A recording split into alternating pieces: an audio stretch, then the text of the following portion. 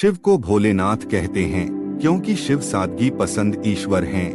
उन्हें कच्चा फल पसंद है। एक लोटा पानी से भी शिव खुश हो जाते हैं। खासतौर से अगर आप अपनी जिंदगी से निराश या हताश हैं, तो आपको शिव की पूजा जरूर करनी चाहिए। नमस्कार दोस्तों, स्वागत है आपको हमारी श्री कृष्णा ज्ञान गंगा चैनल पर भोलेनाथ जितनी जल्दी खुश होते हैं, उतनी ही जल्दी नाराज भी होते हैं। खासतौर से ऐसे लोगों से जो बेईमानी और धोखेबाजी करते हैं। भगवान शिव हर व्यक्ति के मन की बात सुनते हैं। शायद यही वजह है कि आज 21वीं सदी में शिव की पूजा सबसे ज्यादा लोग करते हैं। खासतौर से युवाओं के बीच शिव जी काफी प्रचलित हैं।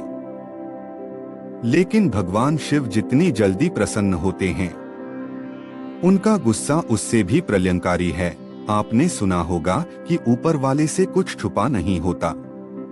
यहाँ तक कि आप अपने दिमाग में जो सोच रहे होते हैं, वह भी भगवान से छुपा नहीं है। इसलिए भले ही बात और व्यवहार में आपने किसी को नुकसान ना पहुँचाया हो, लेकिन अगर मन में किसी के प्रति कोई दुर्भावना है या आपने किसी का अहित सोचा हो, तो यह भी पाप की श्रेणी में आता है। शादी तोड़ने की कोशिश। भगवान शिव को ऐसे लोग बिल्कुल पसंद नहीं हैं, जो अपने रिश्ते में ईमानदारी नहीं रखते। खासतौर से किसी दूसरे की शादीशुदा जिंदगी को तोड़ने की कोशिश करने से भोलेनाथ नाराज होते हैं और इस पाप को माफ नहीं करते।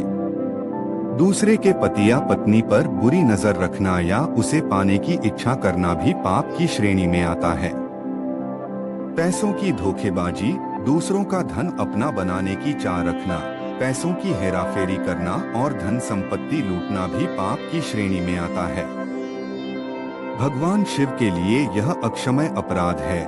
कष्ट देना, किसी भोले भाले और निरपराध इंसान को कष्ट देना, उसे नुकसान पहुंचाना या उसके लिए बाधाएं पैदा करने की योजना बनाना या ऐसी सोच रखना भगवान शिव की नजरों में हर हाल में माफी ना देने योग्य पाप है।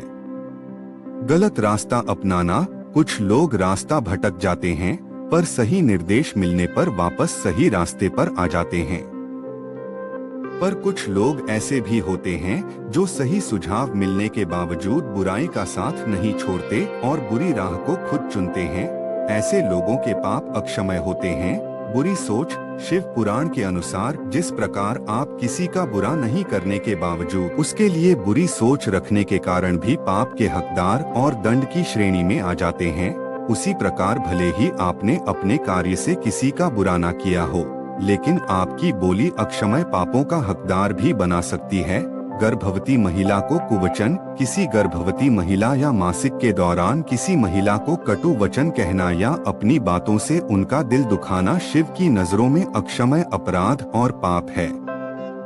नुकसान पहुंचाने के लिए झूठ बोलना, किसी के सम्मान को हानि पहुंचने की नीयत से झूठ बोलना छल की श्रेणी में आता है और अक्षम्य पाप का भागीदार बनाता है। अफवाह फैलाना, समाज में किसी के मान सम्मान को हानि पहुंचाने की नीयत से या उसकी पीठ पीछे बातें करना या अफवाह फैलाना भी एक अक्षम्य पाप है। हमारे द्वारा दी गई जानकारी आपको कैसी लगी, हमें कमेंट करके जरूर बताएं। वीडियो को अंत तक देखने के लिए बहुत बहुत धन्यवाद।